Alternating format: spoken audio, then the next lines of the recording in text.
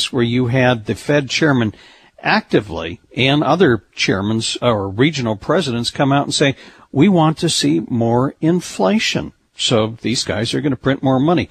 So if things don't improve, do you think by 2012 that perhaps we see a third-party candidate for the presidency? In other words, somebody comes up and people lose confidence in both parties to actually turn this thing around and do what is capable of fixing the problem. Yes, unless we have a candidate coming from one of the other two parties, like a Ron Paul. I'll tell you the ticket that I would like to see. People ask me, who would I vote for? And I'm a political atheist. I don't believe in this stuff, these parties. Ron Paul is the closest. To me, the dream ticket would be Judge Andrew Napolitano from Freedom Watch, Ron Paul, and a Ralph Nader. And I say Ralph Nader because I am concerned about the food I eat, the water I drink, and the air that I breathe. I'm not an imbecile. I know that I would never eat those eggs. What they recall, 500 million of them from that place in Iowa. Who makes 500 million eggs? Yeah, I know what a good egg is. And I don't believe, by the way, in the FDA. They're just protecting the big guys. The FDA, the health inspectors, for example, the health inspectors in Oregon recently busted a 7-year-old kid selling lemonade. The FDA showed up at that Auschwitz Farms over there in Iowa, chicken coop concentration camps, and they didn't show up in a year. So I want to see a Ron Paul, a Judge Andrew Napolitano who protects our constitutional rights, and a Nader kind of person, just to keep the oligarchs away from the door.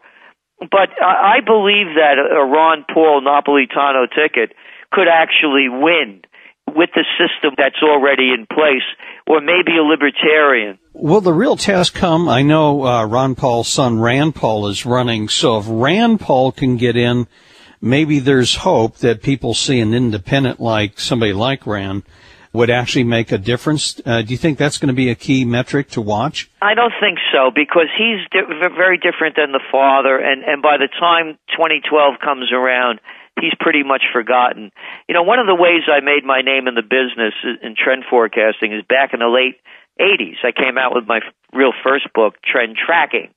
And in that, George Sr. was president, and I had written that a new third party would form by 1992. And for some strange reason, I mentioned Ross Perot as I was writing about this in, a couple of paragraphs following.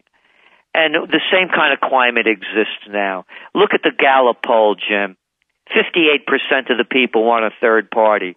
The only reason we're really not having it is because Republican and Democratic mafia throughout the country are controlling the system so tightly that it's hard for a third way to break through. But I believe it can happen in 2010. But most importantly, as are now in 2010, people should not expect one bit of change of any significance to come from this election.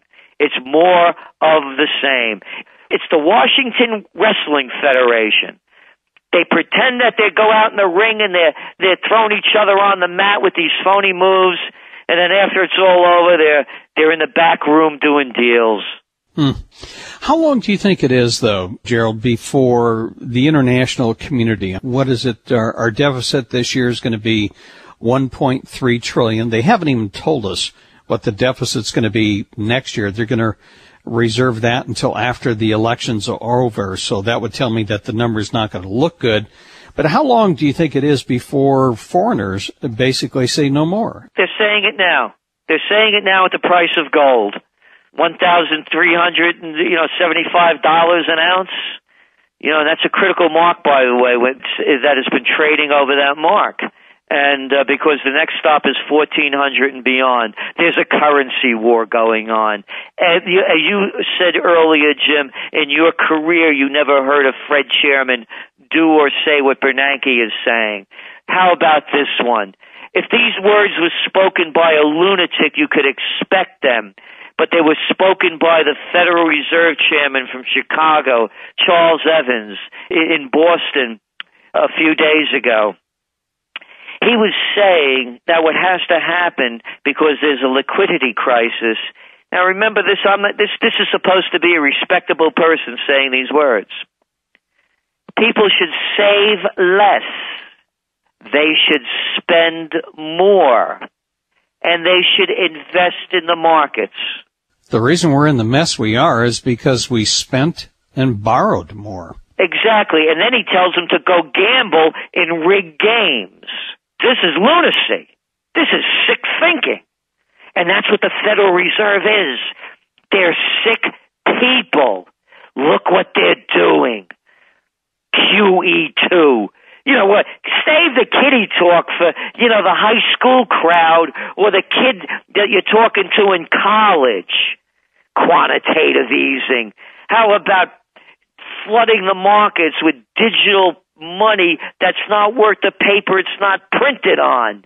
And you're devaluing the dollar in front of our eyes. And as the Brazilian finance minister Montega said recently, a currency war is breaking out.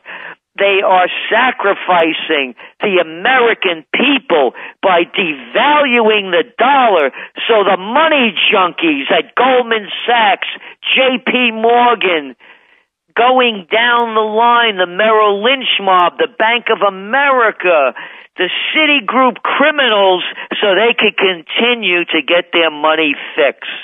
This is insanity. And by the way, I am sick and tired of people telling me that Obama is a socialist. This is the merger of state and corporate powers. It's called fascism. Let's call a spade a spade. The country has been taken over by the banks. It was what the whole nation railed against during the 1800s, the fear that the central bankers would take over the nation. And now they've done it. Quantitative easing. How about you work longer, you work harder, you get less so they could get more? That's why the people are out in the streets in Europe. Austerity measures. Oh yeah, cut my benefits, cut my pension, and raise my taxes so I could bail out the guys that made bad bets on bonds. I mean, who made this one up? Well, Gerald, I'm sure that there's enough different groups out here that we should be able to alienate them all. No, Jim, this is a time, that people really have to stand up and step forward. Because one of the things that we're writing about in this next Trends Journal is this nation, we're going through a dark age. And there's going to be a plague here. And we're writing about that. It's not the plague that it's in front of everybody's face, but they won't call it what it is. Once again, current events form future trends. We're number one. Yeah, we're number 49th in longevity. That's a big one. And those numbers are going to get much worse. And what we're saying, Jim, is that when you look back after the last Black Plague, a renaissance followed. And the good news is right across the front of our building, 45 feet long, 2 feet high, is a huge sign we put up on 10-10-10. The American Renaissance has begun.